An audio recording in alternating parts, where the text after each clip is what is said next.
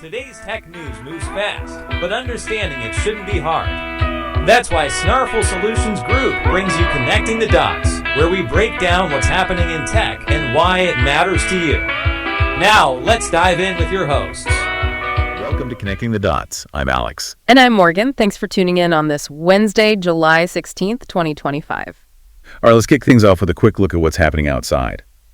Here in Sacramento, looks like another beautiful day, sunny skies, expecting a high around 85 degrees Fahrenheit. Pretty nice. Sounds lovely. Nationally, though, it's a bit more active. We're seeing widespread showers and thunderstorms across a big chunk of the eastern and central U.S. Yeah, and some of those could get severe, heavy downpours, potential for flash floods, so definitely something to watch if you're in those areas. Absolutely. Plus, that dangerous heat wave is sticking around in the Pacific Northwest and actually expanding out east now, too. And one more thing down south, Florida and the central Gulf Coast are dealing with some deep tropical moisture.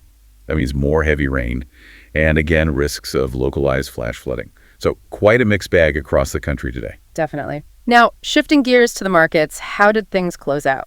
Okay, so looking at the numbers for Wednesday, July 16th, the Dow Jones finished at 44,115.77. That was down just slightly, about 37 points or 0.08% for the day. And how's the week looking for the Dow? For the week, since Monday, it's down about 230 points, which is roughly 0.5%. Gotcha. What about the S&P 500? S&P 500 closed at 6,252.65, also down, but barely just 1.85 points or 0.03% on the day. Weekly change is also pretty flat, down just 2.5 points since Monday. Okay, interesting. And Bitcoin, still volatile. Well, Bitcoin closed at 118,430.91. It was actually up a bit yesterday, about $650 or 0.55%. An uptick for once. But how's the week been? Still down for the week, though. Since Monday, it's lost about $1,400 or roughly 1.19%.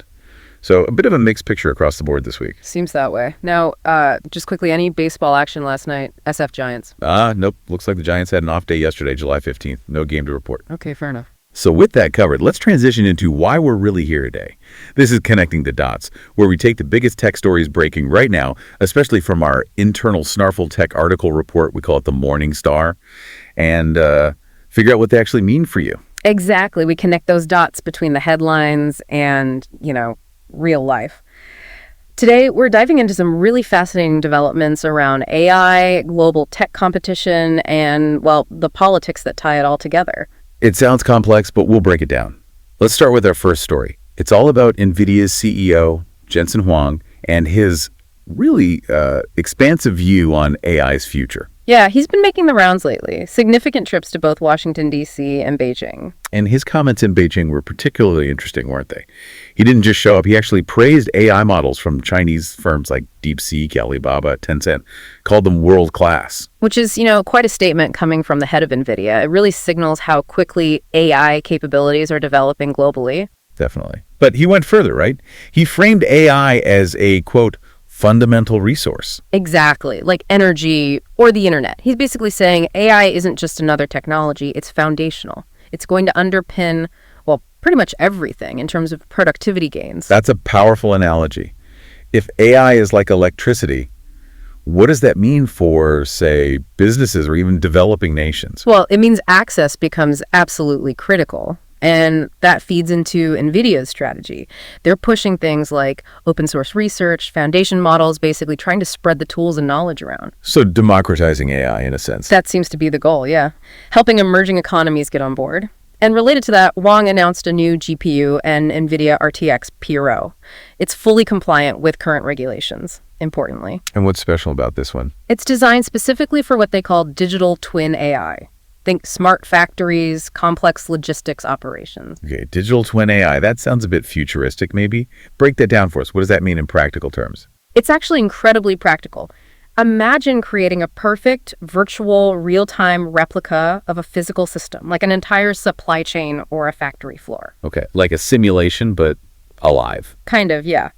You can use this digital twin to test changes, predict problems before they happen, optimize workflows, even run disaster simulations without affecting the real thing. I see. So for you listening, this could mean more efficient manufacturing, maybe fewer supply chain snags getting goods to your local store, potentially even lower costs down the line. Precisely. It could massively boost efficiency and make these advanced optimization techniques accessible globally. It really speaks to that democratizing force idea Huang mentioned. And it highlights just how fast this is all moving. World-class AI popping up everywhere. Which naturally leads to complexities in international relations and trade. Perfect segue, because our second story deals directly with that complex interplay.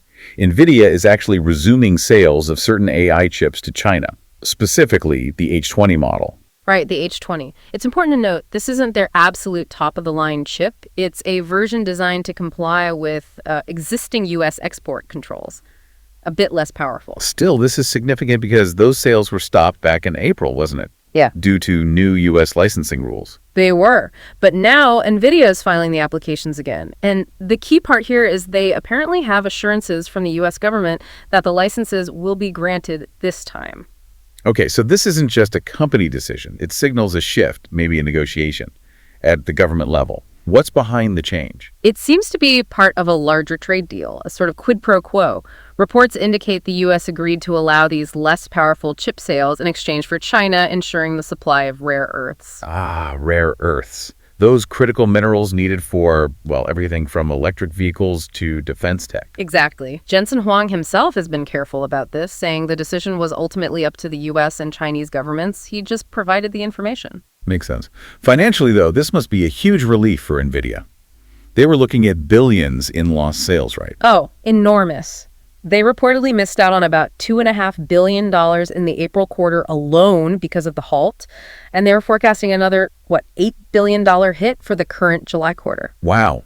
So getting these H20 sales back online is crucial for them. Definitely. And interestingly, amidst all this, Huang also spoke quite candidly about Huawei. He called them a formidable competitor in the AI space. Really? Even with all the restrictions they face? Yeah.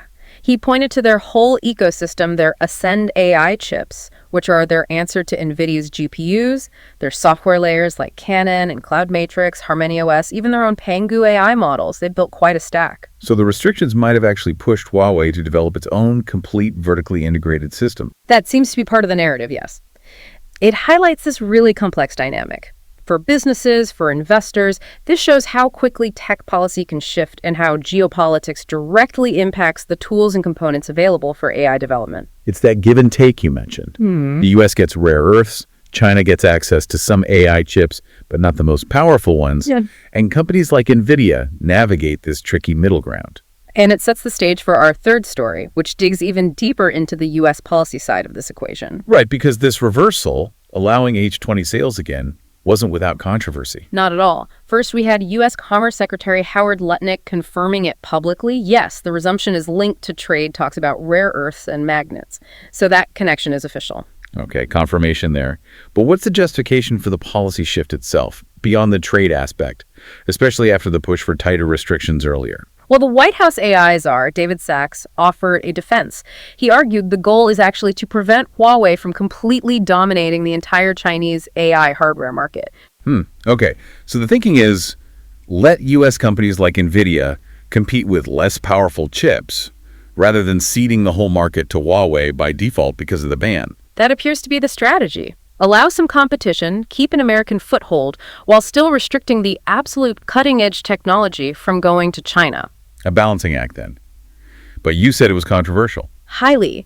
It drew bipartisan criticism in Congress. Some argue it's basically handing advanced, even if not the most advanced, tech to a strategic competitor.